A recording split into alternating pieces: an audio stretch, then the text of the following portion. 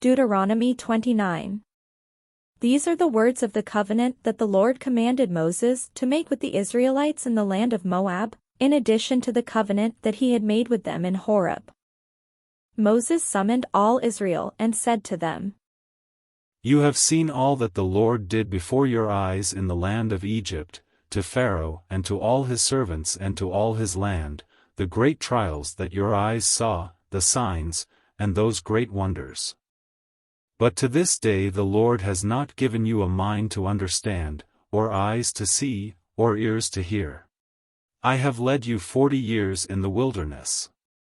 The clothes on your back have not worn out, and the sandals on your feet have not worn out. You have not eaten bread, and you have not drunk wine or strong drink, so that you may know that I am the Lord your God. When you come to this place, King Sihon of Heshbon and King Og of Bashan came out against us for battle, but we defeated them.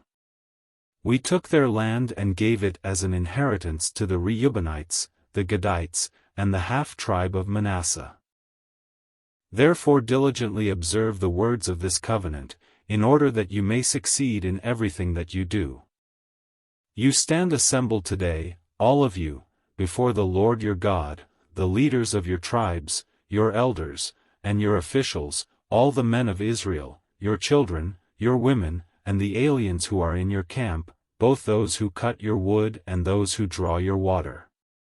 To enter into the covenant of the Lord your God, sworn by an oath, which the Lord your God is making with you today, in order that he may establish you today as his people, and that he may be your God, as he promised you and as he swore to your ancestors, to Abraham, to Isaac, and to Jacob.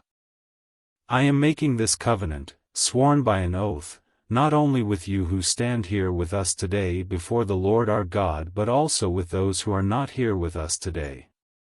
You know how we lived in the land of Egypt, and how we came through the midst of the nations through which you passed. You have seen their detestable things, the filthy idols of wood and stone, of silver and gold, that were among them.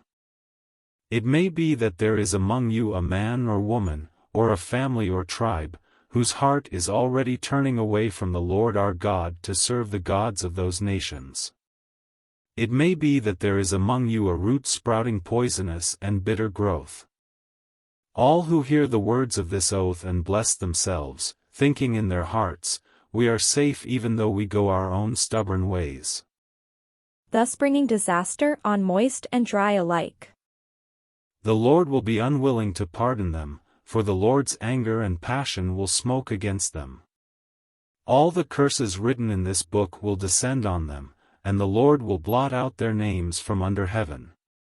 The Lord will single them out from all the tribes of Israel for calamity, in accordance with all the curses of the covenant written in this book of the law.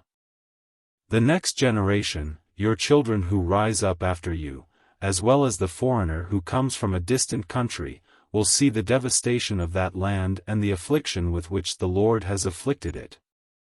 All its soil burned out by sulfur and salt, nothing planted, nothing sprouting, unable to support any vegetation, like the destruction of Sodom and Gomorrah, Admah and Zeboim, which the Lord destroyed in his fierce anger.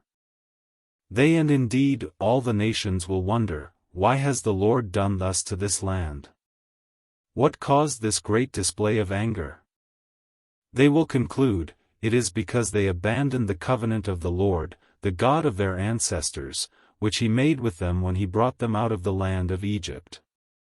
They turned and served other gods, worshipping them, gods whom they had not known and whom he had not allotted to them, so the anger of the Lord was kindled against that land, bringing on it every curse written in this book.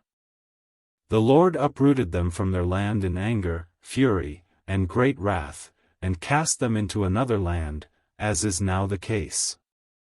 The secret things belong to the Lord our God, but the revealed things belong to us and to our children forever, to observe all the words of this law.